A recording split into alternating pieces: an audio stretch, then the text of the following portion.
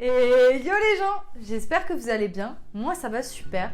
Pour être franche avec vous, j'ai eu quelques jours de baisse de morale, petit breakdown comme on dit en anglais.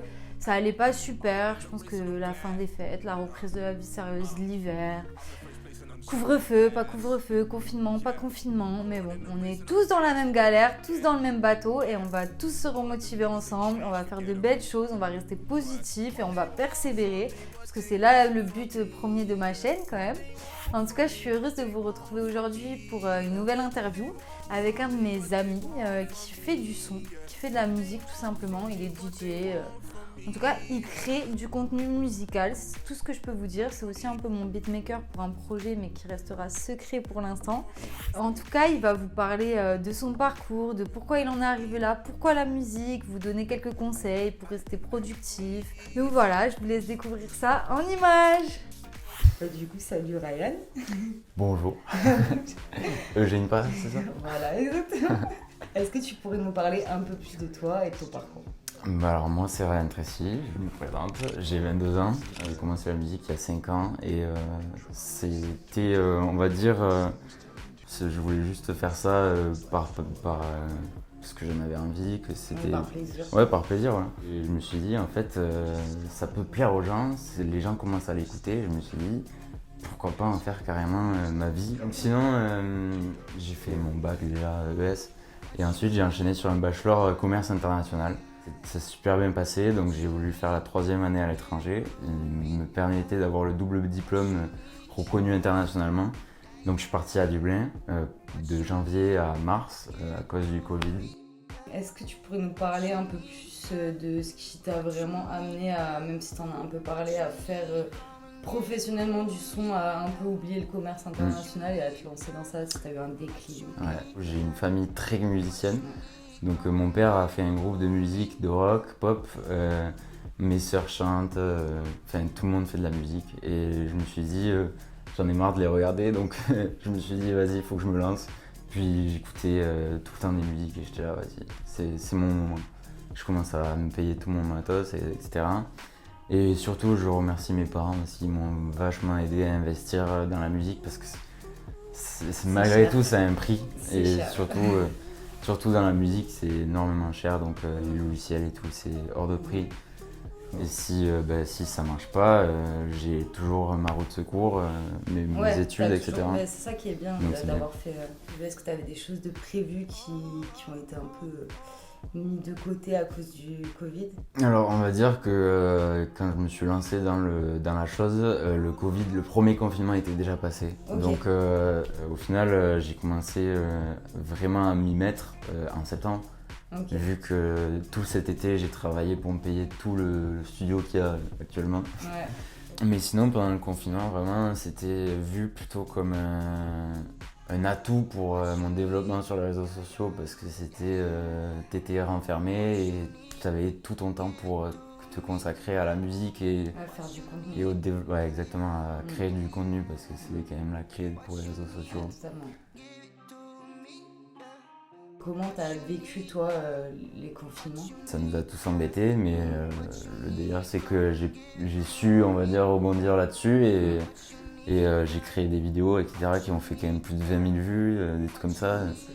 Donc c'était vraiment on va dire, une bonne passade pour moi et ma carrière, on va dire. Est-ce que tu as envie de nous parler vraiment d'un projet en particulier qui te tient à cœur, que tu as fait récemment, qui va arriver?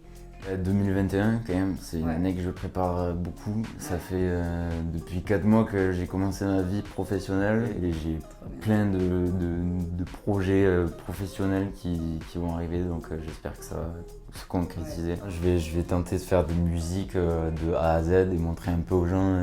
Comment tu l'as monté? Ouais, exactement. Ouais. Cool. Ça peut être intéressant pour les gens. Totalement. Ensuite, je vais essayer de balancer mes musiques dans les labels. Ça, c'est incroyable aussi de passer par des labels. Je sais qu'il y a plein d'artistes qui sont passés indépendamment, qui ont réussi, etc. Mais c'est très long. Et ensuite, les autres étapes, ça serait de jouer dans les festivals, live, tout ça, parce que j'ai jamais réellement joué on va dire, Oui, pour ma profession et mon artiste. Un vrai Ouais, festival. Je veux vraiment que ça se concrétise et que je sois en tant que Genre Garo artiste. Ouais, voilà.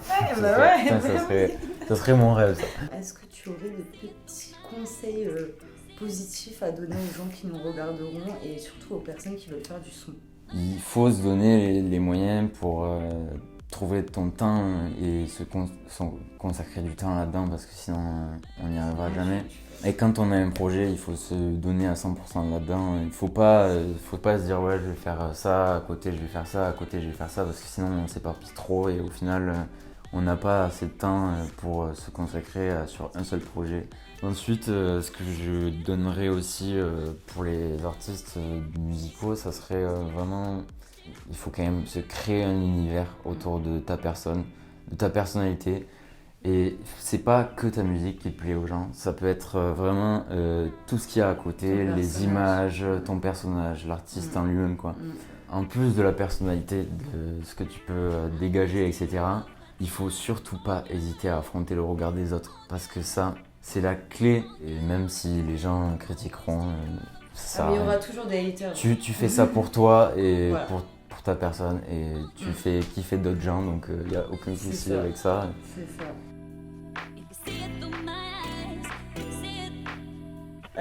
Du coup, est-ce que tu as envie de partager avec les gens qui nous regarderont tes réseaux sociaux? Ouais, clairement. Ce qui était Instagram et tout, on va me retrouver avec Rise, Eric avec des Z, tiré du 8, tiré du bas. De toute façon, tout sera en barre de description ouais, voilà. et en sous-titres. Rise Music sur TikTok, sur Instagram, Twitter, Facebook, tout ça.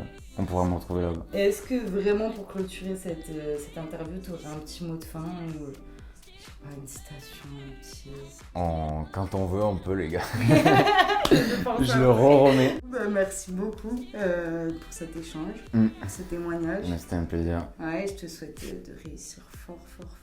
Toi aussi, franchement, c'est cool ce que tu fais. Ouais. Ça va faire plaisir aux gens, ça va les évader un peu dans le côté positif. Moi, je veux booster les gens, réveillez-vous, faites tous donc allez-y les gens, vraiment.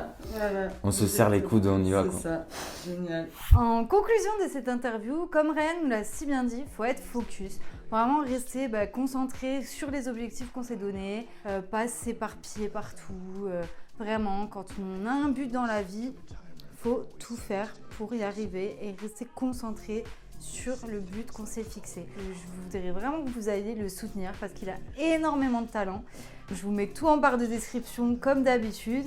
J'espère que vous allez rester motivés, positifs. C'est dur, mais c'est dur pour tout le monde et voilà, ça va le faire. Il y a encore plein de belles choses à faire, même confiné, même en couvre-feu. On va finir cette vidéo sur moi qui danse sur un des sons de Ryan, celui que je préfère, What You Need. Donc, music DJ. What you need, girl. What you need, girl. What you need, come and give it to me, girl. What you